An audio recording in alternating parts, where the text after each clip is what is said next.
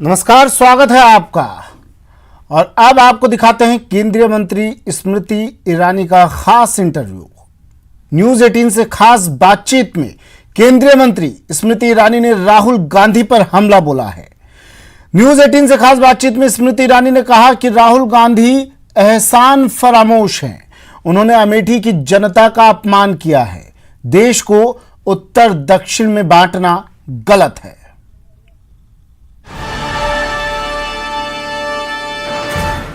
और आज कांग्रेस को उत्तर का विश्लेषण यानी कोट एंड कोट उत्तर का विश्लेषण, यानी क्योंकि उत्तर पर टिप्पणी हुई, उत्तर भारतीयों पर टिप्पणी हुई, तो पहला पॉइंट सुनिए। पंडित नेहरू 1952, 1957, 1962 फूलपुर से सांसद बने। पंडित नेहरू, स्वर्गीय पंडित नेहरू, पूर्व प्रधानमंत्री इस देश के। फिरोज गांधी 1952 से 1957 रायबरेली उत्तर प्रदेश से वो सांसद रहे।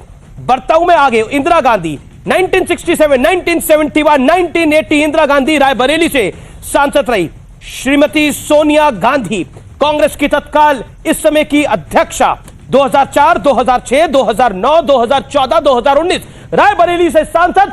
उत्तर भारत ने उन्हें संसद में भेजा। मैं बढ़ता हूं आगे। 1980 स्वर्गीय संजय गांधी अमेठी से सांसद रहे, राहुल गांधी के चाचा जी। मैं बढ़ता हूं आगे। राहुल गांधी के पिताजी स्वर्गीय राजीव गांधी, देश के पूर्व प्रधानमंत्री, 1981, 84, 79 और 1991 इसी अमेठी ने उन्हें सांसद बनाया। इसी उत्तर भारत के लोगों ने इस परिवार को इतना बड़ा परिवार बनाया। मैं बढ़ता हूं आगे। श्रीमती सोनिया गांधी, फिर 1999 की मैं बात करता हूं, 1999 की बात करता हूं मैं। अमेठी उत्तर प्रदेश से सोनिया गांधी सांसद बनकर आती हैं। और राहुल गांधी 2004, जैसा उन्होंने खुद बोला, 2009, 2014 वो 15 साल वो वहां के सांसद रहे। और वो कहते हैं कि वहां के लोग डेप्थ में नहीं जाते, वहां के लोगों की समझदारी पर उन्होंने सवाल उठाया। जिस अमेठी ने राहुल गांधी को राजनीति में पाला पोसा, बड़ा किया, लेकिन 2019 आते आते यह तस्वीर बदल गई। और जो अमेठी गांधी परिवार का घर थी उसे स्मृति ईरानी ने छीन लिया। यानी 2014 में भी स्मृति ईरानी चुनाव लड़ी, लेकिन 2014 में वो हारी। लेकिन 2019 में फिर वो चुनाव लड़ती हैं और वो चुनाव जीतती है स्मृति ईरानी। राहुल गांधी ने जो बयान दिया, उस बयान की वजह स्मृति ईरानी है। अगर मैं ये सवाल आपसे पहला पूछूं तो जवाब क्या है आपका? मैं ये मानती हूं कि अगर आपके मन में जनता के प्रति इतनी घृणा हो, इतनी नफरत हो, तो क्या उसका कारण सिर्फ एक भाजपा की उम्मीदवार बन सकती है? ये वो जनता है जिसने गरीबी झेली, ये वो जनता है जिसने जलालत झेली, ये वो जनता है जिसने अपने कांग्रेस के युवराज को 5 साल में एक ही बार देखा। फिर भी इस जनता ने विश्वास किया राहुल गांधी पर, इस विश्वास के सहारे कि उसके परिवार को बार बार इस जनता ने जिताकर भेजा। हां, चुनाव में राहुल गांधी हारे और उस हार का कारण सिर्फ राहुल गांधी थे, जनता नहीं थी।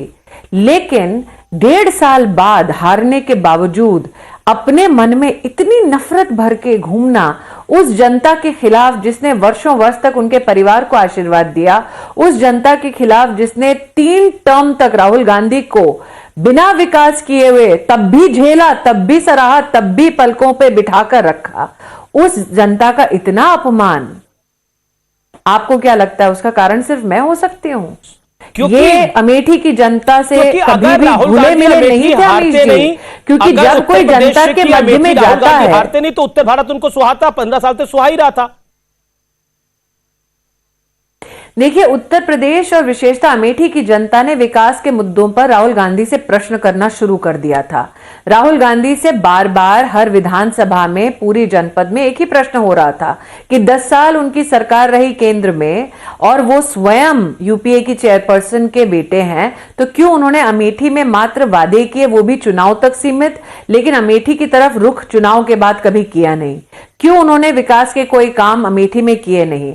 अब राहुल गांधी बजाय इसके कि अपने राजनीतिक दल के माध्यम से अथवा अपने अपने प्रयासों के माध्यम से अमेठी की जनता को कोई विकास का कार्य कर देते अथवा जनता के मध्य में संवाद करते, इस प्रकार से किसी और क्षेत्र में जाकर जनता का अपमान कर रहे हैं।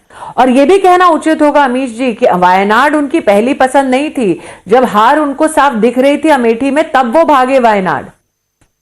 जी, लेकिन वायनाड जाकर भी जनता को भ्रमित करने का निरंतर उन्होंने काम किया। लेकिन जब से आज ये भी जब केरल में उन्होंने वक्तव्य दिया तो जनता से एक झूठा वादा करा। जी, लेकिन जब से ये कंट्रोवर्सी हुई है तो चाहे अमेठी हो या वायनाड, राहुल गांधी का झूठ सतत चलता आ रहा है।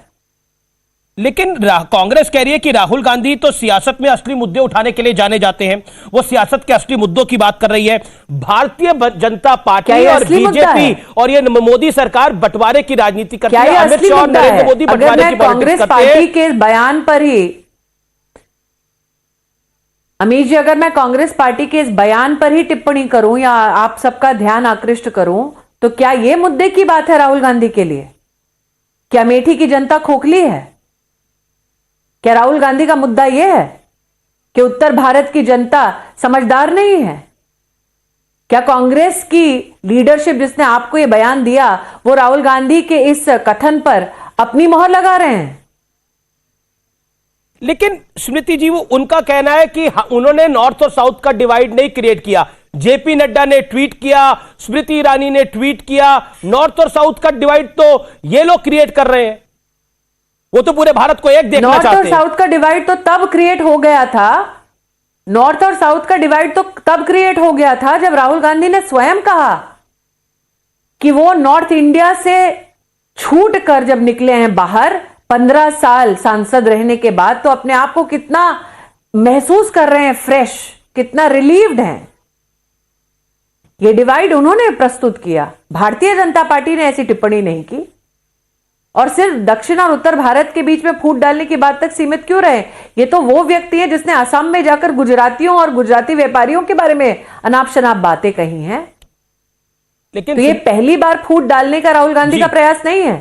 लेकिन आपको नहीं ये लगता, आदी हो चुके हैं इस प्रकार की राजनीति करने के। लेकिन स्मृति जी, आपको नहीं लगता आप थोड़ी पॉलिटिकली हार्श हो गई जब आपने इनको एहसान फरामोश कहा? पॉलिटिकली हार्श बिल्कुल नहीं हुई अमीश जी। मैंने बिल्कुल कहा उनको एहसान फरामोश। 15 साल अमेठी की जनता ने एक ऐसे सांसद को देखा जो हमेशा गायब रहा, फिर भी 3 टर्म उनको दिए। 15 साल अमेठी की जनता ने एक ऐसे सांसद को देखा जो सत्ता में रहकर भी जानबूझकर अमेठी की जनता का विकास नहीं कर रहा था। 15 साल कांग्रेस पार्टी के इस युवराज को अमेठी की जनता ने झेला, पलकों पर बिठाकर रखा, सराहा, इस उम्मीद में कि कभी तो उनके अंदर का इंसान जागेगा और गरीब को, मजलूम को वो सहारा देंगे, लेकिन नहीं दिया। तो हां, एहसान किया अमेठी की जनता ने ऐसे कांग्रेस के नेता पर, और ये एहसान चुकाने की बजाय वो अपमानित करते हैं अमेठी की जनता को। तो हां, मेरी आंखों में वो एहसान फरामोश हैं। क्या आपको लगता है कि जिस तरह से राहुल गांधी ने ये बड़ी टिप्पणी करी है और उस टिप्पणी के बाद लगातार रिएक्शंस आ रहे हैं, लेकिन कांग्रेस के अपने नेता आनंद शर्मा ने कहा है कि राहुल गांधी अगर ऐसा कुछ कह रहे होंगे तो वो अपने अनुभव के आधार पर कह रहे होंगे, लेकिन साथ में वो एक लाइन ये भी जोड़ देते हैं कि इस बात का जवाब, इस मुद्दे का जवाब राहुल गांधी से बेहतर कौन दे सकता है। मुझे लगता है कांग्रेस की अंदरूनी कला इसमें साफ झलकती है। अभी यह कांग्रेस पार्टी और उनके नेता स्वयं जाने कि राहुल गांधी कब क्या स्पष्टीकरण देंगे। मेरा अगर आप माने तो मुझे ऐसा लगता है राहुल गांधी के मन में जो नफरत थी वो जबान पे आ गई। मेरा यह मानना है कि राहुल गांधी जिस प्रकार की राजनीति करते हैं वो ना सिर्फ नॉर्थ और साउथ के डिवीजन की राजनीति है, बल्कि एक अपमान की राजनीति है। अमीश जी, देखिए, चुनाव में भी हारी थी 2014 में अमेठी से, लेकिन इस प्रकार के शब्द कभी जनता के लिए मुंह से नहीं निकले। हार और जीत राजनीतिक सफर का एक अभिन्न अंग है। जरूरी नहीं है कि हर बार हम जीते, लेकिन हां, यह जरूरी है कि जब मैंडेट देती है जनता तो उसको स्वीकार करें, मैच्योरिटी दिखाकर, और उसका सम्मान करें। कहीं ना कहीं जनता को लगा होगा कि उस जनता की अपेक्षा पे वो खरे नहीं उतरे। विश्लेषण करने की बजाय, इंट्रोस्पेक्ट करने की बजाय वो जनता पर ही इल्जाम मढ़ते हैं, जनता को ही अपमानित करते हैं। लेकिन एक वर्ग ये भी मान रहा है, जो कि पॉलिटिकल पंडित का वर्ग है, वो कह रहा है कि ये राहुल गांधी का ट्रैप था, बीजेपी उस ट्रैप में फंस गई। राहुल गांधी और कांग्रेस अब साउथ इंडिया में बहुत अच्छा करेगी, उत्तर भारत में उसके लिए कुछ बचा ही नहीं था। यूपी बिहार में उसकी स्थिति जैसी है वो जैसी का ट्रैप। इसका मतलब ये विश्लेषक ये मान रहे हैं कि राहुल गांधी ने अपनी पॉलिटिकल बेनिफिट के लिए जानबूझकर यह स्टेटमेंट दिया है। इसका मतलब वो विश्लेषक जो इस प्रकार की टिप्पणी कर रहे हैं वो स्वीकार कर रहे हैं कि राहुल गांधी ने जानबूझकर उत्तर भारत और उत्तर भारतीयों का अपमान किया है। ताकि उन्हें कहीं ना कहीं कोई पॉलिटिकल मुनाफा हो जाए। इसका मतलब यही हुआ अमित जी। लेकिन एक तरफ तो उत्तर भारत में उत्तर प्रदेश में प्रियंका गांधी वाड्रा घूम रही है, लगातार किसान पंचायतों में जा रही है। उन्होंने तो इतना बड़ा आरोप लगा दिया कि मोदी सरकार अपने भाई के इस वक्तव्य का। जी, श्रीमती गांधी, श्रीमती वाड्रा के मुख से खंडन का एक शब्द निकला है? अभी तक तो नहीं आया। अगर आएगा तो ब्रेकिंग न्यूज बनेगी वो। तो फिर इसका मतलब श्रीमती वाड्रा का उतना ही इसमें योगदान है, उतनी ही सहमति है जितना कि राहुल गांधी का वक्तव्य है। लेकिन वो तो कह रही है उनका तो बार बार वक्तव्य जो आया वो ये आया ना कि भाई बहन समन्वय में काम करते हैं, समन्वय में राजनीति करते हैं। लेकिन उनका वक्तव्य तो यह आया कि मोदी सरकार भरोसे के लायक नहीं है। ये वो लोग हैं जो गोवर्धन पर्वत भी बेच सकते हैं, कहीं वही ना बेच दे। देखिए, जिसका पति स्वयं जमीन खरीदता है, किसानों से लूटता है, वो गोविंद और गोवर्धन की बात नहीं करे तो बेहतर है। आज भी अमेठी की जनता को जो राहुल गांधी कोस रहे हैं ना, उसी अमेठी की किसानों की जमीन हड़प कर स्वयं राहुल गांधी बैठे हैं। आपके कार्यक्रम में मैं सालों साल से निवेदन करते आ रही हूं कि दोगलापन छोड़े गांधी खानदान और कम से कम अमेठी के किसान की जमीन जो हड़प कर बैठे हैं वो लौटा दें। ऑर्डर है, लेकिन उस ऑर्डर का सम्मान नहीं किया। किसान के खिलाफ कोर्ट में गए हैं गांधी खानदान के लोग। तो ऐसा परिवार जी, जो गरीब की जमीन लूटता है, वो गोविंद की ना बात करे ना गोवर्धन की, तो बड़ी कृपा होगी। ऐसा परिवार जो देश के एक न्यायालय में जाकर एफिडेविट देता है कि राम नाम के इस देश में कोई भगवान नहीं थे, वो अगर हिंदू धर्म के बारे में ना बात करें तो बेहतर होगा। ऐसा परिवार जिनको मंदिर सिर्फ तब याद आते हैं जब वोटों की गिनती होने वाली होती है, वो हिंदू समाज के बारे में टिप्पणी ना ही करे तो बेहतर है। अगला सवाल यह है कि चलिए, ये तो बेहतर है कि वो हिंदू समाज के बारे में बात ना करें, आप जैसा कह रही हैं, लेकिन आजकल आप इटालियन में ट्वीट कर रही हैं राहुल जी को समझाने के लिए, ऐसा क्यों? जी, क्योंकि अगर वो हिंदी, अंग्रेजी, बंगला, गुजराती, पंजाबी, मराठी में ना समझें तो कम से कम उस भाषा में तो समझें जिस भाषा में वो पले बड़े हैं। लेकिन दुख की बात यह है अमीश जी कि मत्स्य पालन मंत्रालय के संदर्भ में जब इटालियन में भी उनको जवाब दिया स्वयं मत्स्य पालन विभाग के मंत्री ने, तब भी आज भी जाकर राहुल गांधी ने उस झूठ को दोहराया।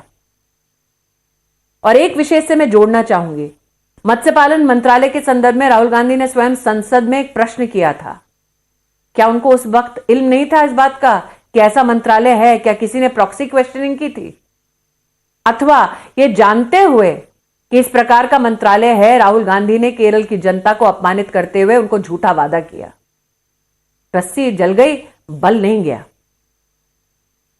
स्मृति जी, इसमें कांग्रेस का वर्जन ये है कि राहुल गांधी एक अलग मंत्रालय की बात कर रहे हैं। ये तो एक विभाग है मंत्रालय के अंदर, वो अलग मंत्रालय की बात करें।